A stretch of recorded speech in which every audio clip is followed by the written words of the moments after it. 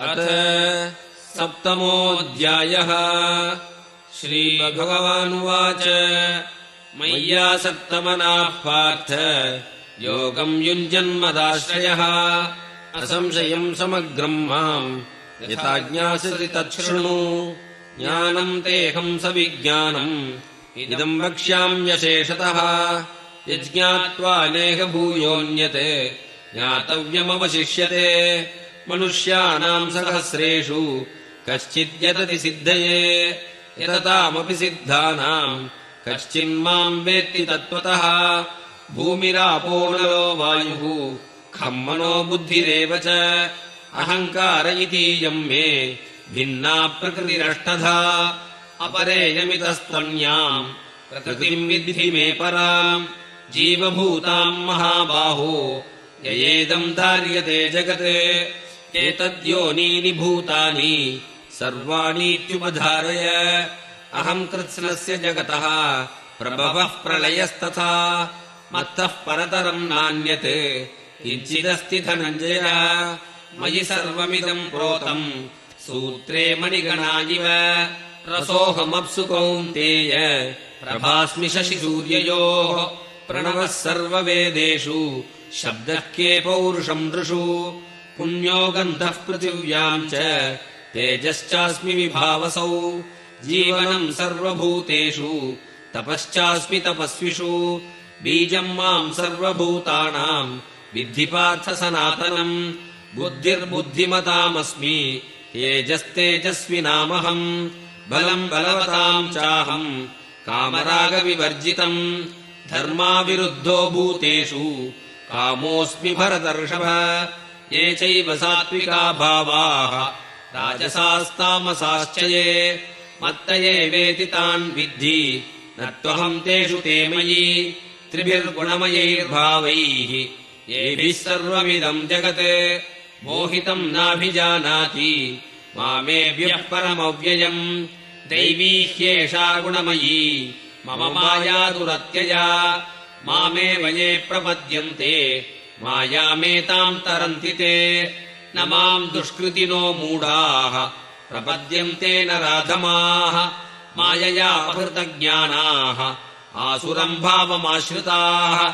चतुर्विधा भजन्ते मां जनाः सुकृतिनोऽर्जुन। आर्तो जिज्ञासुरर्थार्थी ज्ञानी च भरतर्षभ। तेषां ज्ञानी नित्ययुक्तः एकभक्तिर्विशिष्यते। प्रियो हि ज्ञानिनोत्यर्थम् अहं स च मम प्रियः। उदाराः सर्व एवैते ज्ञानी त्वात्मैव मे मतम्। आस्थितः स हि युक्तात्मा मामेवानुत्तमां गतिम्। बहूनां जन्मनामन्ते ज्ञानवान् मां प्रपद्यते। वासुदेवः सर्वमिति स महात्मा सुदुर्लभः। कामैस्तैस्तैर्हृतज्ञानाः प्रपद्यन्तेऽन्यदेवताः। तं तं नियममास्थाय प्रकृत्या नियता स्वया।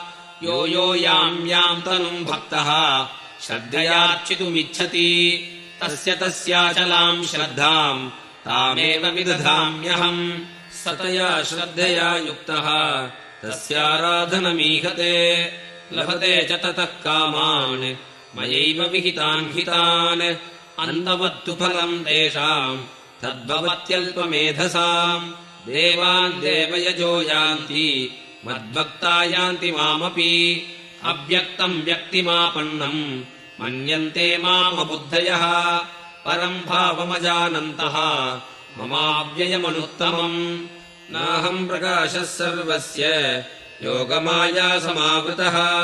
मूढोऽयम् नाभिजानाति लोको मामजमव्ययम्। वेदाहम् समतीतानि वर्तमानानि चार्जुन। भविष्याणि च भूतानि मां तु वेद न कश्चन। इच्छाद्वेषसमुत्थेन द्वन्द्वमोहेन भारत। सर्वभूतानि सम्मोहम् सर्गे यान्ति परन्तप। येषाम् त्वन्तगतम् पापम् जनानाम् पुण्यकर्मणाम् ते द्वन्द्वमोहनिर्मुक्ताः भजन्ते माम् दृढव्रताः। जरामरणमोक्षाय मामाश्रित्य यतन्ति ये ते ब्रह्म तद्विदुः कृत्स्नम् अध्यात्मम् कर्म चाखिलम् साधिभूताधिदैवम् माम् साधियज्ञम् च ये विदुः प्रयाणकालेऽपि च माम् ते विदुर्युक्तचेतसः। ॐ तत्सत् इति श्रीमद्भगवद्गीतासु उपनिषत्सु ब्रह्मविद्यायाम् योगशास्त्रे श्रीकृष्णार्जुनसंवादे ज्ञानविज्ञानयोगो नाम 7मोऽध्यायः।